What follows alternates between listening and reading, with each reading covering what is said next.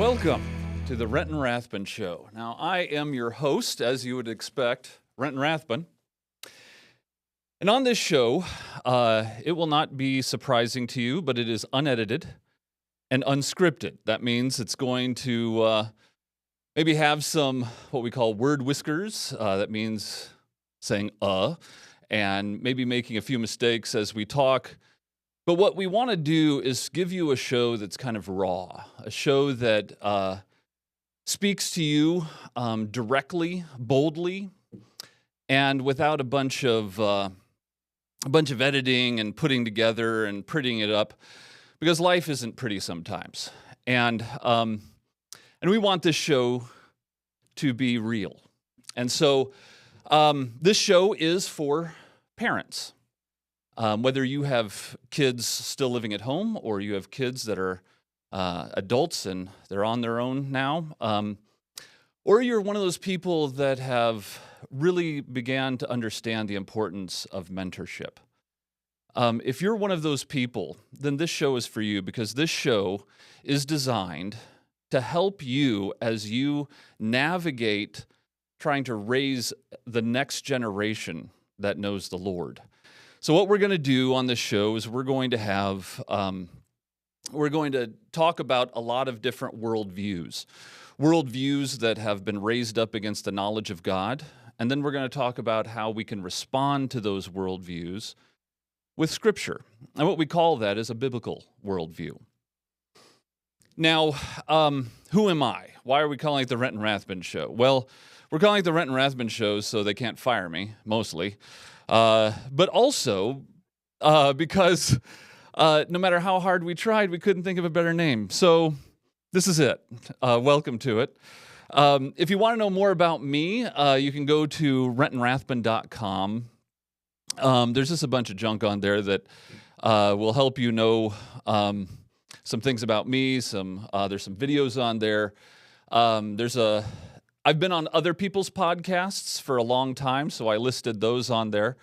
But now we kind of have our own. Now, this isn't just a podcast, I guess. It's a show.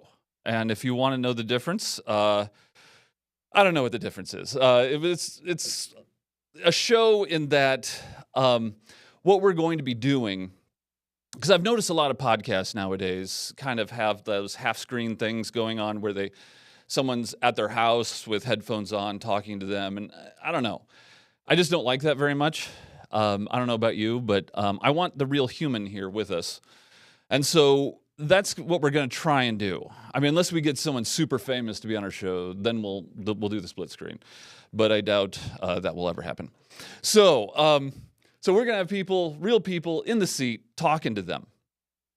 Now, why this show? Why do we need a Renton Rathbun show?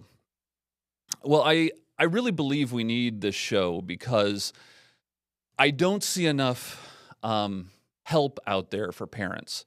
Now, I see a lot of homeschool shows, which are awesome. They're usually led by a woman that has homeschooled it, and now she wants to give a show that gives you advice about homeschooling, and that's awesome. I'm glad those are out there. This show is going to be different than that. We're speaking to the whole family, whether you homeschool or you send your kids to a Christian school or your kids have been out of your house for years. We really want to reach the family, no matter who you are. Because I think there are a lot of entities out there that are trying to bypass parents. And I think you know what I mean. There's these little apologetics camps where you can send your kid off to learn about apologetics. And we love that, right? We love it because it gets the kids out of the house, and it can be for a religious reason. We're like, oh, this is so they can learn about the Lord. But mostly we want them out of the house, let's face it. And they go to these little camps, and they learn about the Lord, and they learn about these little arguments. And once again, we have found a way to get our kids filled with knowledge that isn't from the family. Now, it's okay. Those things are okay. But I think it's time that we have a resource for parents that can embolden them, give them the knowledge, give them the understanding so that they can then go to their kids and really train them up. I don't know if you've ever read the book of Judges. It's awful. It's one of the most horrifying books of all of Scripture. You have heinous things going on between people. There's a king that gets stabbed and he's so fat that he can't even pull the sword out. You got people being chopped up into bits and sent out. I mean, it's awful. However, that book starts out, I believe it's in chapter 2, saying there was a generation that came up that didn't know the Lord. Now, they knew of the Lord, but they didn't know the Lord. They didn't know him as theirs. I fear that's what's happening again in our generation. We have a generation that's coming up, and they don't know the Lord. He's not theirs. How do we as parents, how do we as mentors, how do we as people who want to make a difference in this world make a difference? You make a difference by preparing the next generation to know the Lord. And I think there are ways that we can do that even on a show like this. It may not be super formal, may not be super pretty, and have all the ums and, exaggerated pauses taken out. But it's something to help you. And here's another thing. I know most of you listening right now are women, because as a wife or a mother, you're very concerned about the next generation. You have nightmares about what may happen and what's going on with your children. You're concerned. And so you watch stuff like this. And your husband is very busy. I am a husband and a father, and I'm super busy. And so we're very careful with our time because we as men are very, very busy. So we want to make sure that if we're going to listen to something, it's going to be something that's worth listening to, So that's why men are tuning in to people like Jordan Peterson, Joe Rogan, Ben Shapiro, those kind of guys, because they're going to tell them what they need to know on their way to work. I would encourage you, ladies that are listening to this, to get your husbands to listen. This is for the whole family. I need you to use your influence to get those men to listen. Because what men don't understand, and I went through this same thing, men don't understand how heavy the burden is on them to be a part of raising their children. They don't get it until the kid has left the house and they say, "What happened?" That's when it hits. If you love them, get them involved now. Because this is, that's part of my testimony. I'll tell you a little bit about myself so you know who is yapping at you. When I got out of high school, I didn't know what I was going to do. The big conversation I had with my dad was, he came and said, "Do you want to go to college?" And I was like, "Yes." And he said, "Well, we're Christian school teachers, so you're going to have to figure a way to get there." And so I said, "All right." And he said, "Well, why don't you join the Army?" And I said, "Okay." And that's how I decided to join the Army. So I was in the military for a few years. That was okay. The only problem was I hated being outside. I didn't like hats. And people telling me what to do was really difficult for me. But I really needed it. It turns out I was super undisciplined as an 18-year-old in the early 90s. So I was stationed in Germany for a while. Then I came home and then joined the National Guard because I hadn't learned my lesson. And I was a medic. I don't know if that means anything. But that was kind of the road I was thinking I was going to go down, maybe go into medicine. So I finally went to college and I majored in English. And the main reason I did that was because I didn't have to take a math course if you major in English. It was English education, so it was like half English.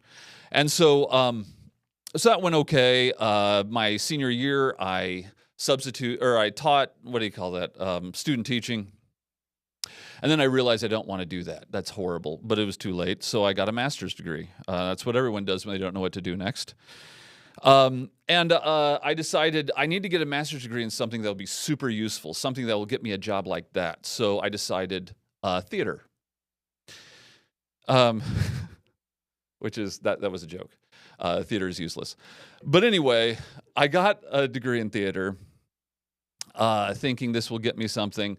By God's grace, there was this tiny little college up in Minnesota that needed a speech teacher, and so they kind of counted that. And so I went in there, I taught there for a while.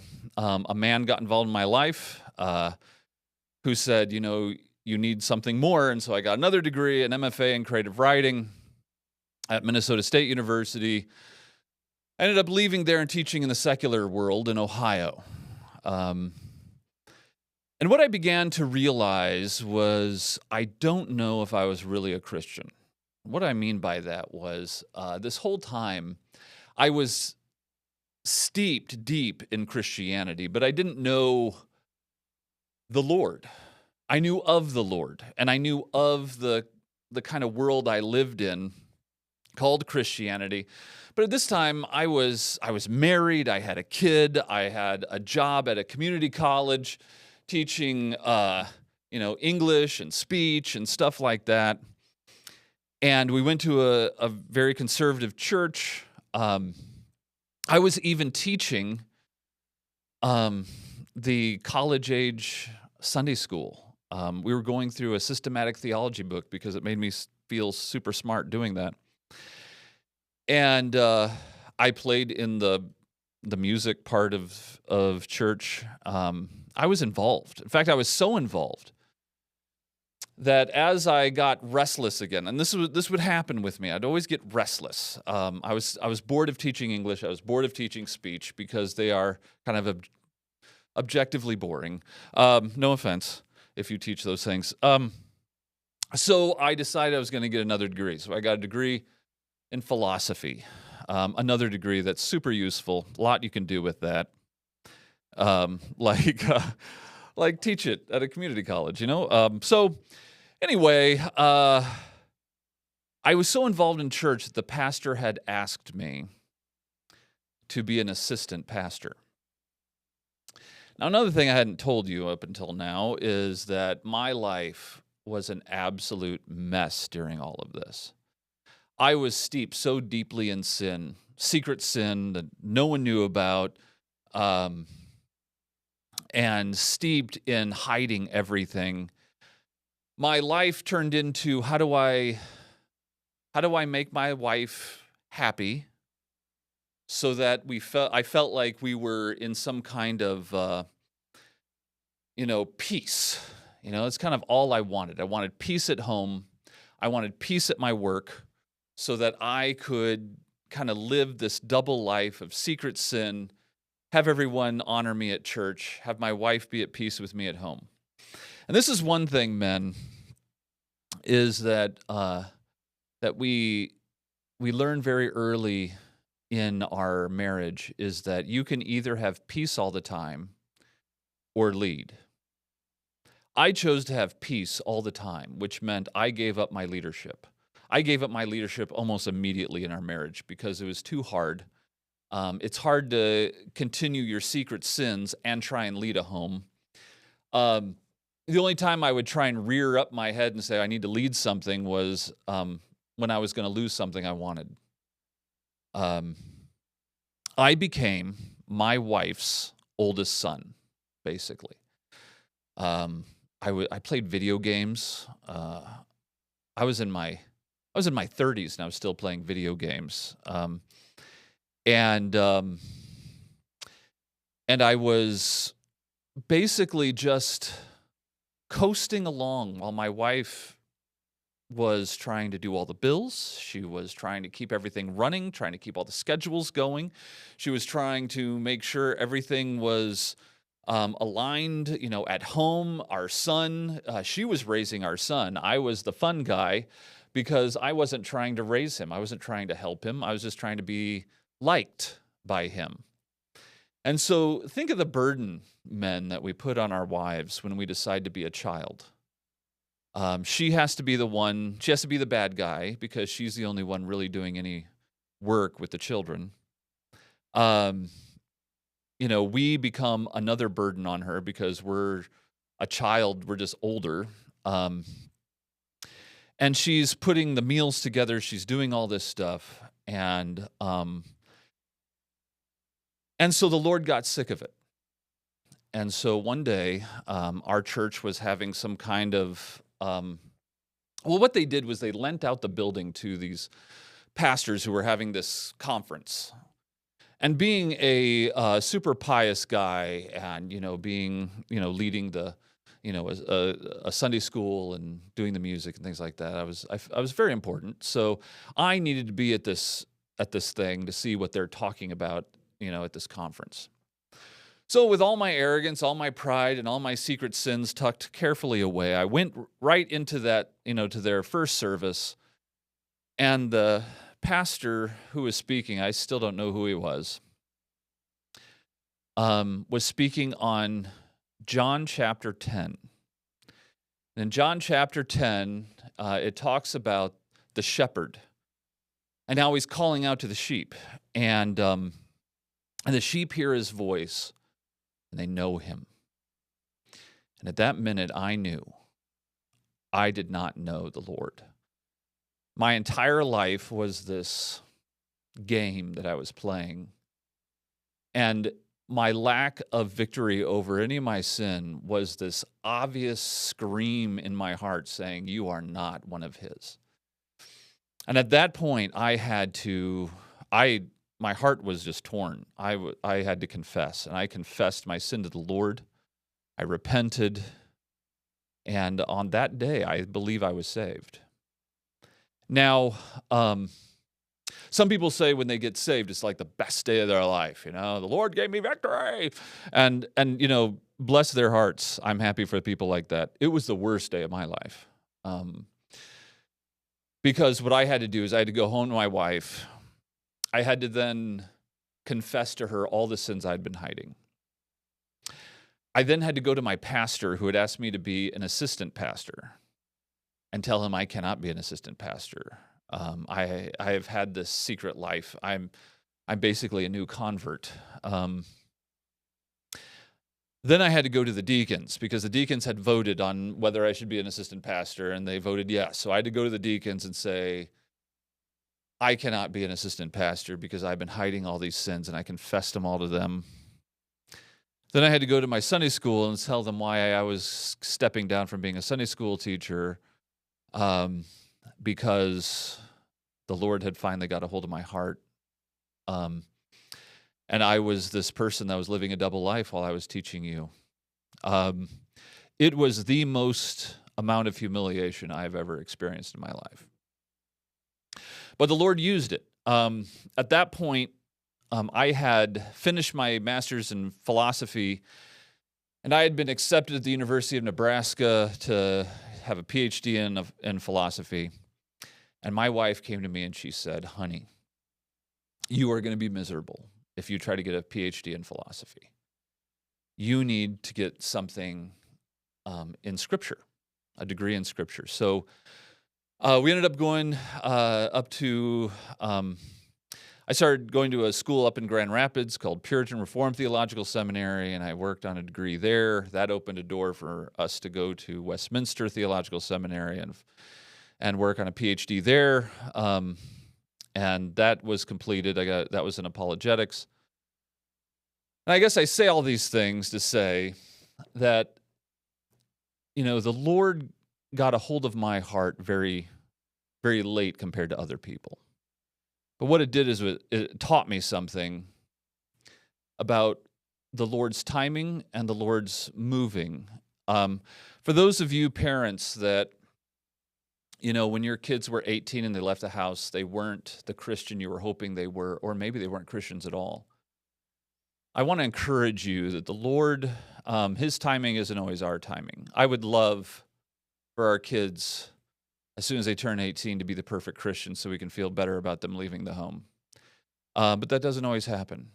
But be encouraged. The Lord will put His hand on His own. And it's not always when we want it to. Later on, after, my son now is 24 years old. We made a ton of mistakes. He had to endure me while I was not even a Christian. We ended up adopting. Now we have Jude and Olivia. Jude is, what is he now? Jude is 8. They keep changing every year. So Jude is 8, Olivia is 10, and, we kind of started all over again. And it's, so I know what it's like to have a teenager. I know what it's like to have a kid that has moved out of the house. He's now married, very happily married, and hopefully going to give me some grandchildren soon. And it'll be weird because once he has kids, their aunts and uncles will be, 8 or 10 years older than them, so that'll be weird. But anyway, the point is, if you go through this journey with me, maybe we can learn something from each other. Now, let me tell you a little bit about the show, how we have everything set up. I mean, isn't this cool? Look at all this cool stuff we got. We got a whole background here. We got really cool mics. I mean, we got it. I mean, we got everything really well. We got a whole group of guys, and super diverse. Look at that. Yeah, show them on camera, whatever that is. See, we got a guy there. You'll notice him. He's French. See diversity, French, and we still like him. And help me remember, Vietnamese. And then the guy moving the camera around, he's from New Jersey. I mean, that's I think that's pretty good. I mean, to allow someone from New Jersey on the show, that's all right. And these guys are working hard to make this show the best show that they can make it, at least with me on it. So that's tough. I want to introduce you to one of the guys that help us produce the show. His name is Mark Fabrizio, and that's Italian. Man, the diversity never ends. Mark has spent a long time in broadcasting, and even working at places that are very well known. You would know them if we said it, but we'll maybe keep them private. But big company, right? Big company, worldwide, you might say. If we were to name those 3 letters, everyone would know immediately, exactly. And then immediately judge you. Okay, so Mark, can you introduce yourself? Let us know who you are, what you've been doing with yourself. Well, I was born at a very early age. Oh, interesting. 1959. Unusual. Eisenhower years. Can you believe it? Like, yeah, the Earth was cooling. Yeah. That's yeah, wild. Exactly. Okay.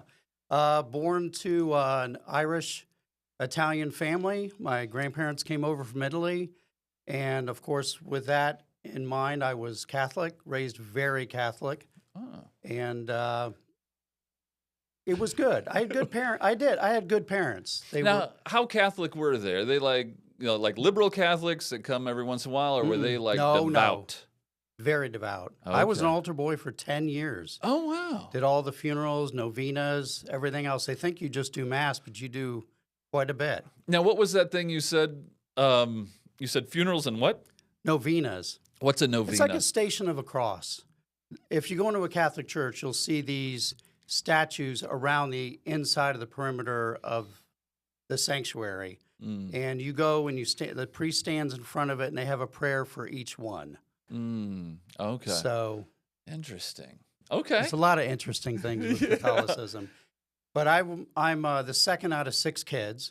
Okay. And we 6. Oh, yeah, you're Catholic. Okay. Right. Exactly. And then we had a good life growing up. My parents are very conservative. They were wonderful people. My dad was an Italian New Yorker, so Okay. discipline was his gift. Oh, that's a And good gift. and my mom was just wonderful. She became, my best friend as an adult. They're both gone now, Mm. but my mom came to know the Lord about 5 years before she passed away, and my dad came to the Lord on his deathbed because Oh, he was like, wow. "I'm going to die a Catholic." It doesn't matter. You need to know Jesus before, because he Yeah. refused. He totally rejected the gospel. But when he knew he wasn't getting out of that bed, he reconsidered. Boy. So never give up. He was 87. 87 years Yeah. old. Wow. And the Lord allowed him to keep his faculties about him. I mean, I grew up with a grandma who got Alzheimer's disease pretty early. We didn't notice it until, we're trying to collect her from places she wandered off to. But for him to hold on to his faculties like that all the way to the end so that he knew what he was doing and knew what was coming Right. and repented. That's Yeah. amazing. Yeah. Wow. He wasn't even in pain or anything. He got a blood cancer and just was deteriorating, but he was fine. But Really? I always pray for family members and friends that do not know the Lord and won't budge. They're stuck in their thinking, that I pray that they die slow. Mm. And some people think that's mean. It's like, I don't think that's mean at all. Yeah. Because 10 trillion years from now, they're still going to be alive. Yeah. But that's where right. are they going to be alive? Yeah. I don't think anybody that goes, "You prayed for me to have a slow death," and they're in heaven with the Lord, are going to be mad at you. Yeah, that's true. I mean, it sounds rough, but yeah, I It see what you're is. saying. Well, and I've experienced this even in our own family, where we've had family members who are way away from the Lord, way away from the Lord, and like my brother, he was way away from the Lord, but the Lord smote him. I mean, just smote him with cancer. It was, whew. Because my brother was this massive guy, worked out all the time, just huge. And the Lord just wiped his body from any kind of, what I remember him looking like, to, thin arms. And then his belly got really big because, the cancer was growing in there. And the Lord just got a hold of his heart. I mean, just changed him. And sometimes the Lord chooses to work that way. If he would have died in a car crash, he would have been lost. Right. He would have been lost. So I see that. Okay, so you grew up in a Catholic family.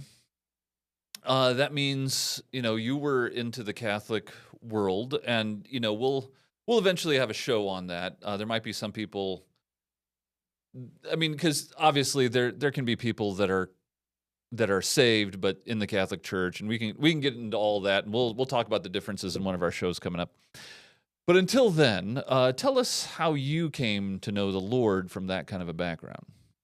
Well, typical. I grew up in Florida. Typical, party, beach lifestyle kind of thing. You? Yeah, believe it or How not, about clean that? cut me. It's hard to believe when you talk about your testimony. It's like, was that me? I feel like I'm talking about somebody else. Yeah, absolutely. But I was not the best at school, and I went to college for a little bit, but ended up dropping out.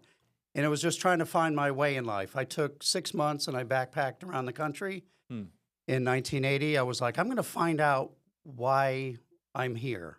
Because in Catholicism, they teach evolution, so they're not teaching a purpose. So I didn't really have a purpose in life. And I was like, is it you just get married, you have a house, you have a job, and then you die? I mean, is that it? Is there more to life than that? And so I was very empty. I did not find it when I backpacked around the country, but I did learn some things.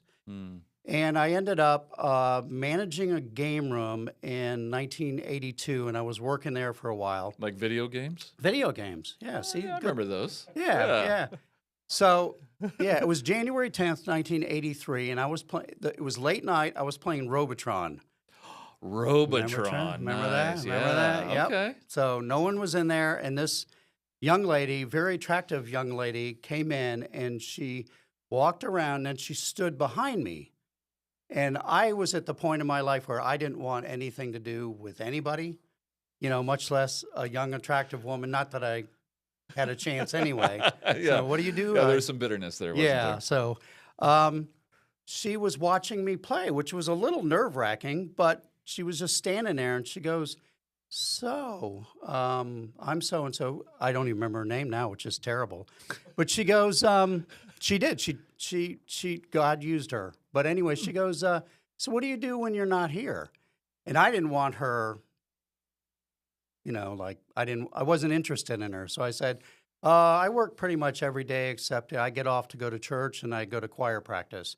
And at the Catholic Church, I was in the choir. I was a soloist. That's how bad their music program was. So you can sing. I even sang in Latin. Whoa. Yeah, kind of weird. So you're smart and you can sing. No, not at all. Did I you didn't know what you were understand- saying? No, of course not. Okay. So, but it was. I actually lied to her because we had a Christmas party for the choir at church after Christmas. So like right at the beginning of January, we had a Christmas party. We couldn't get it done before. So when I went, everybody was drinking and everybody was getting drunk. This was the choir at church. Okay, it's in our circles. That'd be like, yeah, right. What is this? Candid camera? What's going on here? But I mean, the priests were drunk. My mom was there. My mom and dad were both in the choir.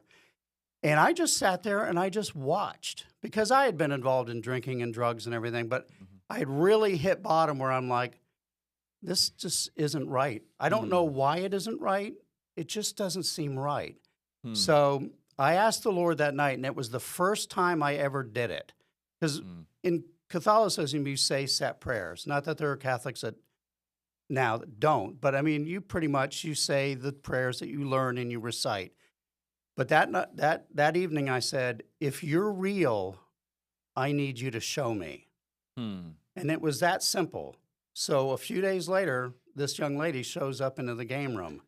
So this is not a coincidence meeting.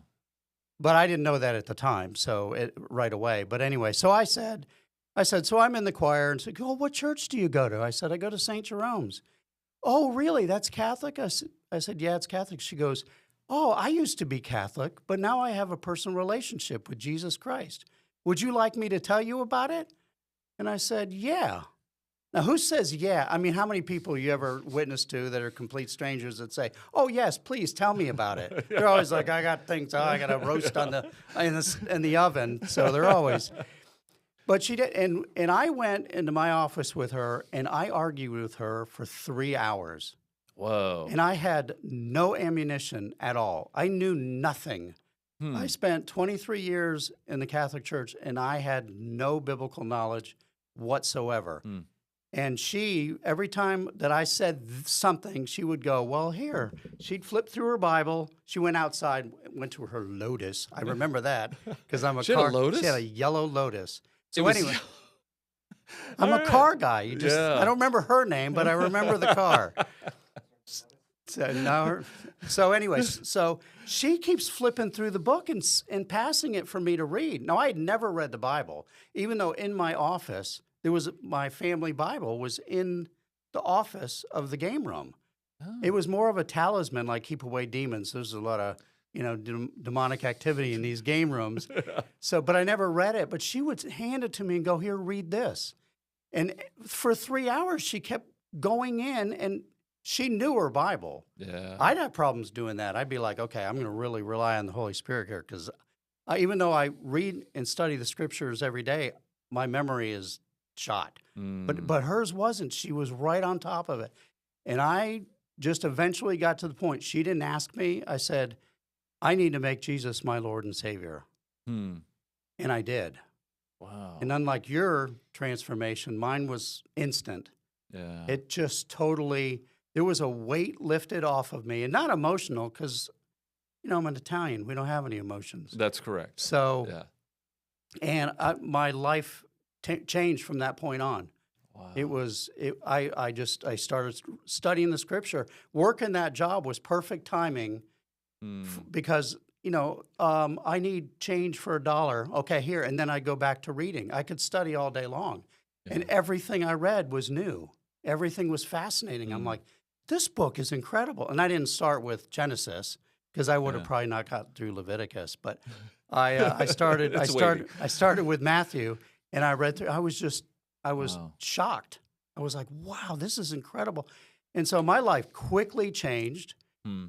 My parents found out Okay. because the local television station, even though it was a big market, they came in. They found out that I started playing Christian music there, not Gregorian chant, but like Petra, you know. I remember Petra. You know. Petra means rock. Yeah. All right. So I started playing that kind of stuff. And then youth groups started coming in and stuff. And somehow the local news channel, it was an ABC affiliate, came in and they did an interview with me. Because you were playing Christian music. Yeah.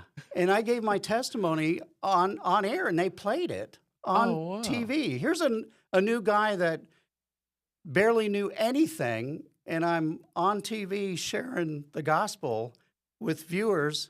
You know, that was before there was 800 channels on TV. Yeah. So, you know, People had to watch it. Yeah, you had no choice. So it was fascinating to me. Then my parents found out, and I got Wow. kicked out of my family. I was not allowed to Really? go to their home. I was not allowed to be a part. I was in a cult.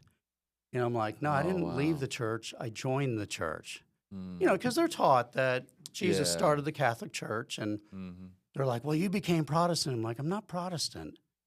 I'm a Christian. Yeah. What's with the labels? Yeah. You know, I believe the Bible. If anything, I'm a biblical Christian, Yeah. because so many now are not. Mm-hmm. So, Wow. So tell me about. Okay, so you're not married at this point, right? no. Okay. So how did you get in a career of doing broadcasting and TV and all that sort of stuff? How did that come about? It wasn't planned. It just happened. Through high school, I did theater, so I was fascinated. Theater. How useful. Theater, yes. Wonderful. It wasn't a degree, though. Oh, right. Well, you know, degrees are set aside for people who can't Yes.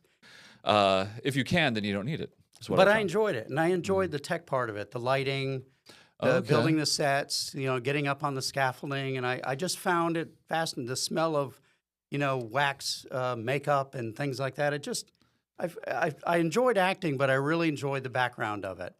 So after I had gotten saved, I started going to a Bible college, and on the property was a television station, which was a pretty big television station, and they did a lot of work, and I volunteered over there because I wanted to volunteer somewhere. I wanted to do something. So I volunteered, and about a year, they asked me to work there, and so I did, and that was, you know, about 1984. So I started volunteering like in '83, Oh, wow. and I have been in the business ever since. Now, how did you get to the big place that shan't be The big mentioned? place. Well, I was at Yes. the Christian station for 6 years, and then in '89, I got hired over. I ended up moving to a different city, ended up getting hired by them just because I had experience. They required a master's degree to be hired, but through, I don't know, creative words maybe that I'm not using now, I was able to get hired there, and then I was there for 25 years. And it wasn't Wow. a union station, so you did a lot of different things. You wore a lot of different hats. Hmm. And so doing sports and camera and news and editing. And when I started working there, we were still using film. Hmm. I mean, thinking, wow, how long ago was this? It seems like the 30s, but it's not. I mean, this was through the 90s and stuff. We didn't have computers. Oh, Everything wow. was, you know, it was a very different world than now. I can sit down and edit at my cubicle desk and edit without any help from anybody else. When before it took 5 people to edit something. It's Yeah. really, the whole business has changed. But I was a rarity, a minority in this place. Oh, okay. So there was a handful of Christians, but we're talking hundreds of people, so a handful was really not much. Yeah. Most of them were engineers. Engineers tend to think different than artists, and Mm-hmm. so I made some good friendships, and still are with, you know, keep in contact with them. But it was a beautiful place to work, beautiful facilities. the best equipment money could buy. Oh, I bet. We got these cameras here at Walmart. So, Well, yeah. I'm Well, just- only the best for us. Yeah. So it was really a fascinating place to work, but I knew that I was there as a missionary. That was my goal there. I was not really ever on the side of their Politics. Yes, good word. Yeah, yeah. Well, and I'd also, one of my jobs was to take feed records. So I would take feeds from satellites, and I would see raw footage or footage from other networks and things. Mhm. And you had to watch them because you had to make sure they were there. So you get these feeds in, and then you'd watch them later on the television after the writers got a hold of it and the editors got a hold of it and everything else. You're going, that's not what happened at all. Oh, That's not what wow. was said, and that's not what happened. And I kept seeing them twist it. And I was going, it was really eye-opening. I mean, it was never a liberal, Mm-hmm. but to see how they actually manipulated the news basically it was propaganda. Wow. And it bothered me a lot, but also Yeah. I knew that if I bucked the system, somebody else would do it and I'd be out. Yeah. So, and I was reaching the lost there. I have no problem evangelizing and sharing the gospel with people Yeah. who are angry against it. When they started getting, if I can put it this way, creative with the news, how early did you see that happening? You said you were there for about 25 years. Yeah. So even in the early 90s, because I started in 89, in the early 90s, I started seeing that kind of stuff happen. Wow. Yeah, because by the time we had the Twin Towers, a 9/11 happened. Soon after that, it was starting to get really noticeable, the difference between like what you would call Fox News and CNN and those guys. But you're saying way before, everyone hated George W. Bush, there was something going on Right. in the 90s. I think if you go all the way back to Walter Cronkite, you're going to find things where the news was manipulated. I mean, I remember my parents when I was a kid in the 60s getting mad at the people on TV because that's not true at all, and that Yeah. So I think propaganda has been around for a long time. Yeah. I think it's just gotten worse, and I think with the advent of computer generated, possibilities and that kind of thing, it's made it where it's easier for them to actually get away with it. Yeah. We had a little room down a hallway that was a green screen room back when green screen was fairly new, Mm-hmm. and a news reporter would get in there and they would run the video behind them. We're in Beirut right now, and as you can see behind me, the wow. building has been bombed. Like, you're down the hall. I just saw you walk down there, and that's part of technology. But still, they have no problem lying to you. Wow. So here's this is obviously a show for parents. You have all this, we have so much technology. We have, if your phone doesn't tell you, you have, you need to look at something. Your watch will tell you you have something to look at. You have all this stuff pulling on us, whether it be social media, TikTok, CNN, Fox News, Ben Shapiro, all those guys. All this is pulling on us as parents. How much of this, how do we deal with this with our children? Do we want our children? Do we want to have these conversations with our children and say, look, these different news places are lying to you. Do they even care about that? How do we, in other words, one thing I've been struggling with is that I feel like there's these two worlds. There's a world of things I care about where I'm checking the news and I'm looking at this stuff. And then the world with my kids. How do we engage our kids? Should we engage our kids when it comes to what's going on in the world and the technology that tells us about it and all that stuff? I think God shows an importance in His Word about eating together. So my wife has been very big on we're having dinner together, whether you like it or not, or whether you're in a hurry. So dinner time is our time to talk.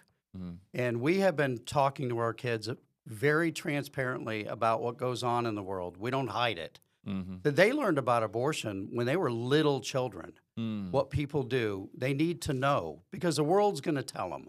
Yeah. We didn't tell them how the baby got in there. That was for later. Yeah. But we did let them know what it was because you hear it. Mm-hmm. And then what I would do during the day is I would come up with something that happened in the news and we would discuss it. Mm. And I think being open and giving reasons, because one of the things my dad did wrong, we're just going to go over one of them because this show's not. But he was very conservative and he would get angry, but he wouldn't tell us why. So if you just get angry and then as a teenager you rebel, you're rebelling against whatever he thinks because you don't really know what he thinks. So if you're transparent and you go, this is why we believe this to be wrong, and these are the reasons behind what's going on, then they have knowledge of it. So without knowledge, they're not going to have their own thinking about it. So we need to tell them. Tucker said that recently in a discussion. He goes, "Oh, I never talk to my children about politics." I think that's a big mistake. That's so important because I've taught for many years in secular colleges and universities, but I've also taught at very conservative Christian universities. And you would expect the kids coming, that are in these very, very conservative Christian universities to be, what I expected was you'd have very, very conservative-minded, very biblically driven kids that may not know exactly how to put all that together yet, and that's why they're at a good Christian school and all that sort of stuff. But I haven't seen that at all. What I see, I am constantly shocked by kids who come from Christian families, conservative Christian families, coming to a very conservative Christian school. And they will say things like, well, yeah, I kind of believe abortion's wrong, but I don't want to push my views on other people. I don't want to say that's what everyone has to do. I mean, it's wrong. I wouldn't want to do it, but I don't want to tell other people what they have to believe. And what I find is kids who have parents that never talk to them about these sort of things, who never get armed by what truth is and then try and get it into their kids. What I see are these kids that kind of know their parents don't agree with it, and they kind of know that seems bad, but they don't know how to defend their own view because they haven't had these conversations. They don't know how important this is. They don't know how massively important it is that you are against the desecration of the image of God by people murdering babies. They don't see why this pertains to all people. And I think because of their lack of knowing how to defend it, their lack of knowing the importance of it, the lack of knowing that worldviews are coming to stand up against the knowledge of God, that they become these passive, weak-minded people that don't know exactly why they believe what they believe. And what I find is that there's this huge responsibility for parents to not just arm themselves, because that's what we do, right? We arm ourselves. We watch these different podcasts, or, we study God's word. We have these opinions, and we've girded ourselves up, but we haven't passed it on. And so what you're saying is one of the ways you passed it on was you would say, all right, we're going to try and talk to our kids throughout the day, but no matter what, everyone's sitting at the table. No matter what, I'm bringing a topic for us to discuss. Would you make that formal? Did you have kind of like points that you wanted to talk about, or you just brought it up and see where they were going to go with it? How did you do it? I wouldn't be formal because they probably wouldn't like it. Right. But I mean, I'd do it while we were eating, and we would discuss it. So I would find something during the day, topics that come up. Just recently they're letting terrorists out of Guantanamo. Like, oh, we're pardoning them. Yeah, these are people that want us dead, and you're pardoning them. They're not in there because they jaywalked. They're in there because they're killers. And they want to destroy this country. Well, that's a simple thing. Let's talk about it. Should they be out? How long should they be in there? Is it right that they're in there in the first place? You know, so we would do that. We homeschool our kids. We use the what's that curriculum called? BJU Press. Oh, I've heard of them. Yeah. Yes. And we use that. I've been here. This is my 9th year, so we've been using that before we got here. Okay. That's how I knew this curriculum even existed. Yeah. I thought Bobby Jones was a golfer. So, one of the best. yeah, he was one of the best. I think Atlanta has a museum for him. But anyway, so you can homeschool your kids, but I don't expect, even though we use the videos and they're fantastic and the teachers are great, we still are the parents. We have to fill in those gaps that a curriculum doesn't do. And when you homeschool, you know, it's not a 10-hour day. Right. So they've got that. You've got plenty of time to talk with them. You know, you have plenty of time to pray with them about anything that comes up. They're not out in the world. And you're trying to train them to be not just intelligent, but you want them to really know the Lord and have a reason behind it. Yeah, you know, what's interesting is that when you're doing this at the table, you're actually directing their curiosity. Oftentimes, parents will see what the kid is interested in, you know, and that's important. We need to see what they're interested in. And we ask them questions. What did you do at school today? Or what did you learn, you know, from homeschooling today?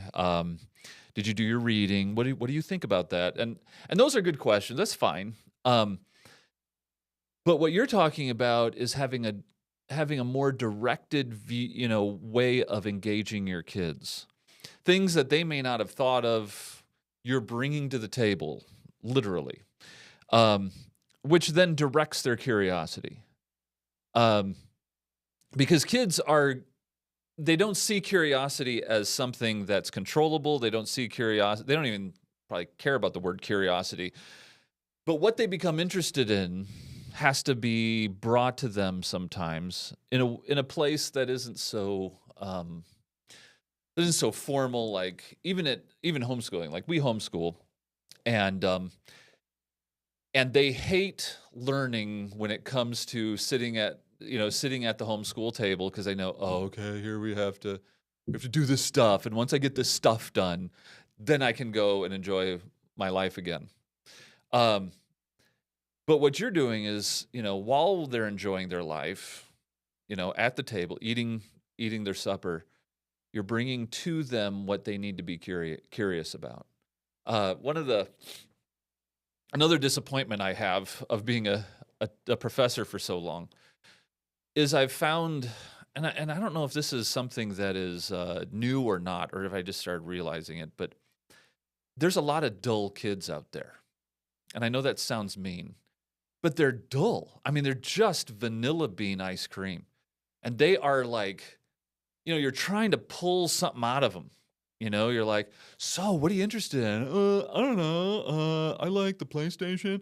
I mean, it's like, you're just like, oh, you're the worst.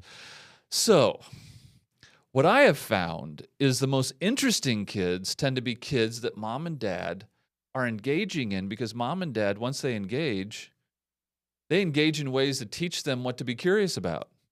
Stop being curious about video games. Be curious about what's happening in this world and what you can do about it. I mean, how did you feel when you were doing this with your kids? Did you see results? Did you see something we should be looking for as success? What does success look like? Well, 2 of them are still at home. I mean, one's 16, the youngest is 16. Okay. And they have become very conservative politically.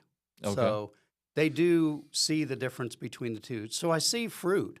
And I also send them memes, because memes, there's so many wonderful conservative memes, because there are no liberal memes, because they're just not funny.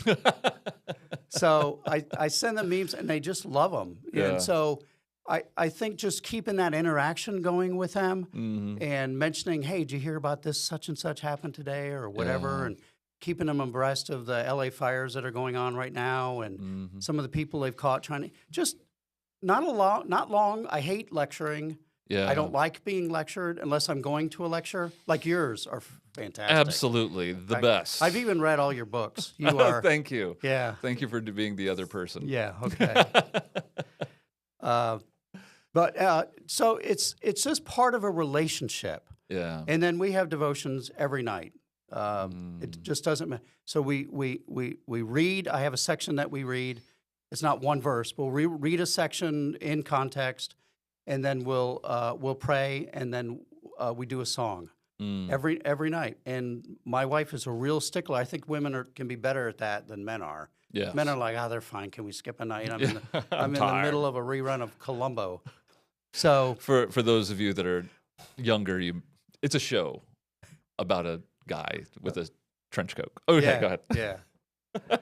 No one's going to know who Columbo is. I would hope so. It's a great I'm series. sorry. It was Well, a you're great very old, so. Thank you. Thank you.